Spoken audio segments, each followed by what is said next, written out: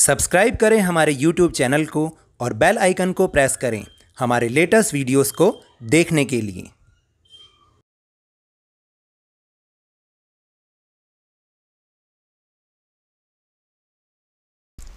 Hello and welcome to Lavneesh sir की class. आज की ये शिक्षा निदेशालय राष्ट्रीय राजधानी क्षेत्र दिल्ली की वर्कशीट नंबर 84 जो कि क्लास 6 to 8 के स्टूडेंट्स के लिए है। यह कलाओं से भरी हुई है, बहुत ज़्यादा संगीतमय है, बहुत ज़्यादा म्यूज़िकल है। कला का नाम सुन के और संगीत का नाम सुन के देख रहा हूँ तुम्हारे चेहरे पर कैसी रौनक आ गई है, तुम्हें कितनी खुशी मिली है, क्योंकि संगीत के नाम से या कला के नाम से हम सबको एक अलग सा आनंद मिलता है। हम सब में कोई ना कोई कला छिपी हुई है। वो कला हो सकता है गाने की कला हो, या नृत्य की कला हो, या कोई इंस्ट्रूमेंट बजाने की कला हो। इसके अलावा चित्रकला और बहुत सारी कलाएं हैं, जैसे मूर्ति कला। और हमारे जो पूर्वज रहे, जो पहले के व्यक्ति रहे, उन्होंने और जो हमारे जितने भी बड़ी बड़ी पुस्तकें लिखी गई उसमें यही बताया गया है कि कलाएं 64 प्रकार की होती हैं। तो यानी हर व्यक्ति किसी न किसी कला में निपुण होता है, और आप सब में भी कोई ना कोई कला है जिसका प्रदर्शन आप अपने विद्यालय में ज़रूर करते होंगे। अगर नहीं भी करते तो शायद अपने परिवार वालों के सामने करते होंगे। अगर वहाँ पर भी आपको थोड़ी सी हिचकिचाहट होती है तो आप अकेले में ज़रूर करते होंगे, लेकिन कोई ना कोई कला हम सब में छिपी हुई होती है। ये कलाएं हमारे अंदर के व्यक्तित्व को बाहर लाती हैं। तो चलिए आज इसी पर आधारित अपनी वर्कशीट को करते हैं और मेरे साथ समझने का प्रयास करते हैं। कला जीवन का ऐसा तरीका है जो हमारे जीवन को सजाता है और संवारता है। कुछ प्रमुख कलाएं जैसे चित्रकला, गायन, वादन, अभिनय, पाक कला यानी भोजन बनाने की कला आदि को तो आप सब जानते ही हैं ना। ये हमारे जीवन और संस्कृति का अंग हैं। जीवन और संस्कृति का कैसे अंग है? क्योंकि जिस तरीके की चीज़ें हमने सीखी हैं, जो हमें हमारे पूर्वजों ने सिखाया है, वो कलाएं आज हमें भी आती हैं। चित्रकला हमारे जीवन और मन को रंगीन बनाता है, तो नृत्य कला अभ्यास और मनोरंजन का तरीका है। देखिए ना, हम सब कहते हैं कि डांस से बढ़िया कोई और एक्सरसाइज है ही नहीं। अगर आप डांस करते हैं तो आपकी पूरी बॉडी की एक्सरसाइज होती है। इसी तरह जो गायन है, गायन से क्या होता है, हमारे मन को, हमारी आत्मा को सुकून मिलता है, शांति मिलती है। और ये भी कहा जाता है कि गायन और संगीत हमें ईश्वर के और करीब लेके जाता है, हमें ईश्वर की राह के और करीब लेके जाता है। भोजन पकाने की कला का प्रयोग आपकी माँ रसोई में करती है, और इसके ना रहने पर आपका जीवन स्वादहीन हो जाएगा।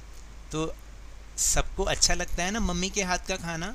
मम्मी तो वाकई ही बहुत बढ़िया खाना बनाती हैं। ज्ञान और विज्ञान ने जहाँ हमारे जीवन को सुविधाजनक बनाया और प्रगति की राह पर चलना सिखाया, वहीं पर कलाओं ने हमारे जीवन को सुंदर बनाया। देखिए, जैसे ज्ञान और विज्ञान ने तो हमें प्रगति की राह दिखाई, लेकिन कलाओं ने हमारे जीवन को सुंदर बनाया है। प्राचीन काल से ही 64 प्रकार की कलाएं बताई जाती हैं।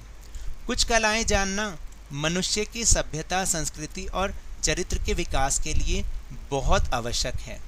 आप जाने अनजाने में बहुत सी कलाओं का प्रयोग करते हैं। जब शरीर और मन थकता है तो संगीत हमारे थकान को मिटाता है। फिर जब लोग प्रसन्न होते हैं तो गुनगुनाने या नृत्य करने लगते हैं। बोलिए, करते हैं या नहीं करते हैं? जब भी आप खुश होते हैं तो आप गुनगुनाने लगते हैं, या और बहुत और ज़्यादा खुशी जाहिर करने के लिए तो डांस ही करने लग जाते हैं। यह मनुष्य का सहज स्वभाव है। अब आप भी विचार कीजिए कि आप किस कला में रुचि रखते हैं। यदि आप कुछ गाते हैं तो उसे रिकॉर्ड करके अपने स्कूल के ग्रुप पर भेजिए। फिर अगर ऐसे भी हो सकता है कि आपके स्कूल, पड़ोस या घर में जो भी आपके विचार से अच्छा चित्र बनाते हों, गाते हों या वादन करते हो, कोई ना कोई इंस्ट्रूमेंट बजाते हो, जैसे बांसुरी या तबला या फिर वायलिन या फिर नृत्य आदि करते हैं, तो उनकी सूची आपको बनानी है। ये तो आपको खुद ही बनानी है, क्योंकि इसके बारे में तो मैं नहीं जानता कि आपके घर में या आपके पड़ोस में या आपके स्कूल में कौन किस कला में माहिर है। तो इसको आपको अपने सोच से, अपने दिमाग से बनाना है। फिर इसके बाद एक गाना मैं भी सुनाना चाहता हूँ, लेकिन एक प्रश्न के बाद। और अगर आपको गाना अच्छा लगे तो आप कमेंट बॉक्स में ज़रूर कमेंट कीजिएगा। तो पहला जो प्रश्न है वो है कि संगीत, प्रश्न नहीं है, सिर्फ आपके विचार जानने के लिए कुछ है। संगीत और गायन, संगीत में गायन और वादन दो प्रकार की कलाएं हैं। इनमें से आपको क्या अच्छा लगता है और क्यों अच्छा लगता है, लिखिए। तो इसमें इन दोनों में से आपको क्या अच्छा लगता है, अब वो लिख सकते हैं, लेकिन ये ज़रूर बताइएगा कि आपको वो क्यों अच्छा लगता है। जैसे मुझे तो गायन और वादन में से गायन ज़्यादा पसंद है। क्यों? क्योंकि गाकर मेरे मन को बहुत सुकून मिलता है, बहुत शांति मिलती है, और इससे मेरा तथा दूसरे लोगों का मनोरंजन भी होता है। दूसरे लोगों का ध्यान भी मेरी तरफ आकर्षित होता है। और कहते हैं ना कि गायन हमें ईश्वर के और नज़दीक ले जाता है, हमें ईश्वर की राह दिखाता है। तो एक गाना मेरी तरफ से, वो गाना इस तरह से है कि क्योंकि मुझे अपने देश से बहुत प्यार है और मैं ये उम्मीद भी करता हूँ कि आप सभी को भी अपने देश से बहुत ज़्यादा प्यार होना चाहिए, इसलिए मुझे ये गाना बहुत ज़्यादा पसंद है। कौन सा गाना है? ऐ वतन वतन मेरे आबाद रहे तू, ऐ वतन वतन मेरे आबाद रहे तू, मैं जहाँ रहूँ जहाँ में याद रहे तू, मैं जहाँ रहूँ जहाँ में याद रहे तू, ऐ वतन वतन मेरे आबाद रहे तू, ऐ वतन वतन मेरे आबाद रहे तू, मैं जहाँ रहूँ जहाँ में याद रहे तू, ऐ वतन मेरे वतन, ऐ वतन मेरे वतन, तू ही मेरी मंजिल है पहचान तुझी से, तू ही मेरी मंजिल है पहचान तुझी से, पहुँचूँ मैं जहाँ भी मेरी बुनियाद रहे तू,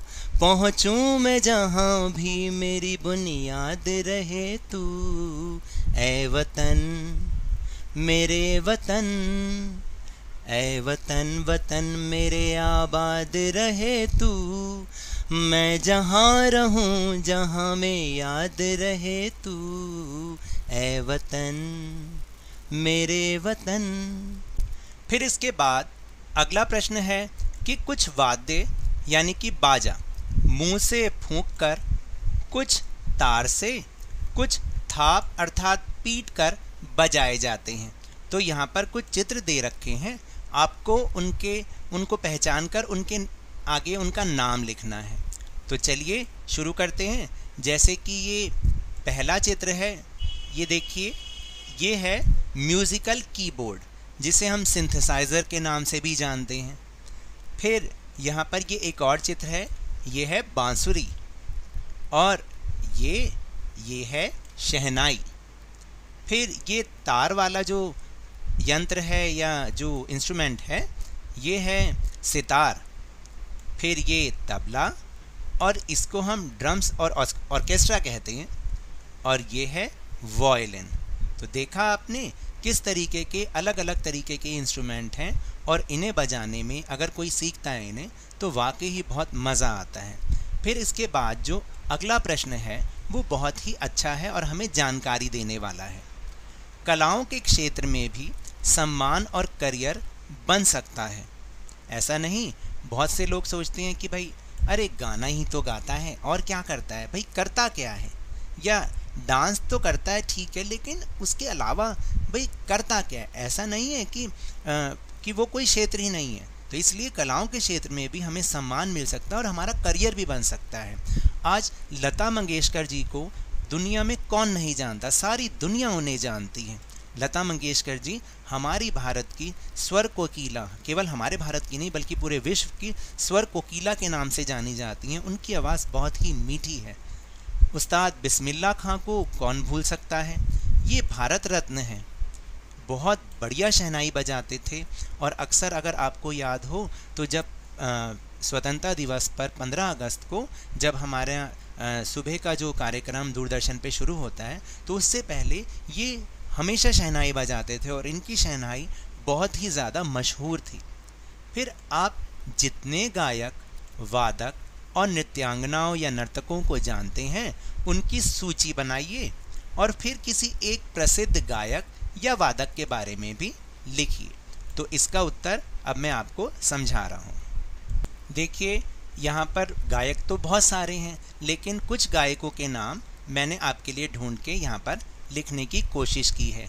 ये हमारे भारत के बहुत ही प्रमुख गायक हैं, जैसे लता मंगेशकर जी जिनका नाम अभी हमने सुना, मोहम्मद रफ़ी जी, अलका याग्निक जी, कविता कृष्णमूर्ति जी, सोनू निगम जी जिनको सब जानते हैं। इसके अलावा बहुत सारे क्लासिकल सिंगर भी हैं जैसे पंडित जसराज जी, पंडित भीमसेन जोशी जी, उदित नारायण जी, बेगम अख्तर जी, जगजीत सिंह और किशोर कुमार।